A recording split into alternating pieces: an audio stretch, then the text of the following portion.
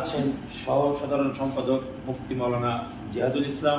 ফরিদপুরে মধুখালী উপজেলার ডুমাইন ইউনিয়নের পঞ্চপল্লী যে এলাকাটা হিন্দু অধ্যুষিত, এখানে দুই মুসলিম কিশোর আরশাদুল খান এবং আশরাফুল খান, তারা নির্মাণ শ্রমিক। সেখানে সরকারি নির্মাণ কাজে তারা কাজ করছিল।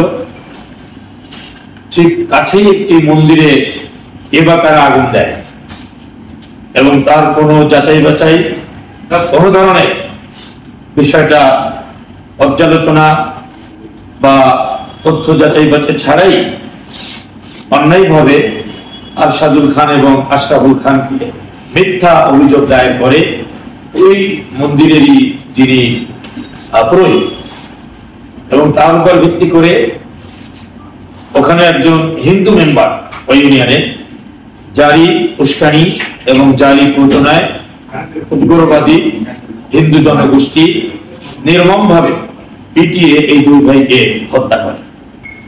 যেটা ছিল অত্যন্ত মর্মান্তিক ব্যাপার। এটা একটা মানবতা বিরোধী অপরাধ বলে আমরা মনে করি। কোন মানুষ এভাবে অন্যায়ভাবে কোন মানুষকে শুধুমাত্র একটু ধর্মীয় কারণে এভাবে পিটিয়ে হত্যা করতে পারে না। যেহেতু বিষয়টি আইনের আদালতে বা এটা তদন্তের জন্য ফরিদপুরের জেলা প্রশাসক মহোদয় জনাব কামরুল হাসান তালুকদার, তিনি এডিএম সিদ্দিক আলীকে প্রধান করে একটি তদন্ত কমিটি গঠন করে দেন।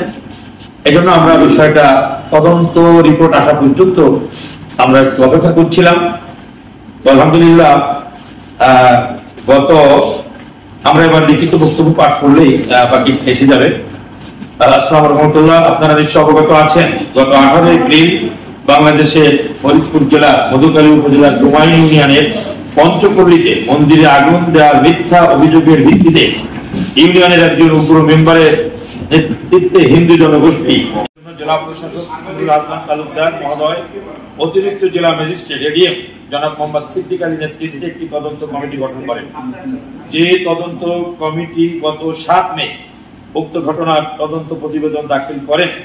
উক্ত তদন্ত কমিটি শতাধিক ব্যক্তির কাছ থেকে ঘটনার বিবরণ জানতে চান এবং সাক্ষ্য প্রমাণ নিতে চান, কিন্তু তদন্ত কমিটি উক্ত ঘটনার জন্য দুই শ্রমিক ভাই 19 বছরের আরশাদুল খান এবং 15 বছরের আশরাফুল খান এই ঘটনার সঙ্গে জড়িত ছিল বলে প্রমাণ পাননি, বরং স্থানীয় মেম্বার চেয়ারম্যান সহ উগ্রবাদী হিন্দুরা এই ঘটনার সঙ্গে জড়িত বলে তদন্ত কমিটির কাছে প্রমাণিত হয়েছে।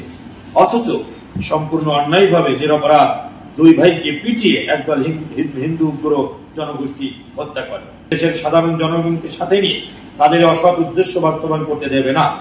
আমরা সব সময় সাম্প্রদায়িক সম্প্রীতির পক্ষে।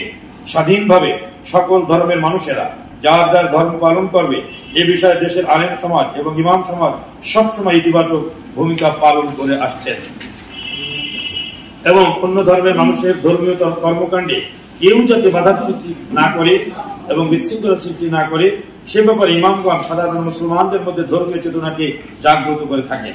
অন্য ধর্মের মানুষের উপরে কোনো আঘাত না দেওয়া, তাদের ধর্ম পালনে বাধার সৃষ্টি না করা, ইসলামের এই সকল সুন্দর বাণী মসজিদে মাঠে ময়দানে প্রচার করে থাকেন। ফলে বাংলাদেশের সাম্প্রদায়িক সম্প্রীতি এবং শান্তিপূর্ণ পরিবেশ বিরাজমান, যা বিশ্বের জন্য একটি উজ্জ্বল দৃষ্টান্ত। আমাদের দেশ সাম্প্রদায়িক সম্প্রীতি দেশ, কিন্তু অত্যন্ত পরিতাপের বিষয় আজকে উগ্র কিছু হিন্দু জনগোষ্ঠীর কারণে বাংলাদেশে সেই সাম্প্রদায়িক সম্প্রীতি বিনষ্ট হতে চলেছে, যা কখনো আমরা মেনে নেব না। এই জন্য সরকারের কাছে আমাদের দাবি, অবিলম্বে এই জঘন্য কর্মকাণ্ডের সঙ্গে জড়িতদের আইনের আওতায় এনে দৃষ্টান্তমূলক শাস্তি দিতে হবে। আপনাদের মাধ্যমে দেশের সর্বস্তরের মানুষের প্রতি আমাদের উদাত্ত আহ্বান, কোন অবস্থাতে আমরা আইন হাতে তুলে নেব না, রাষ্ট্রের বিশৃঙ্খলা সৃষ্টি করব না।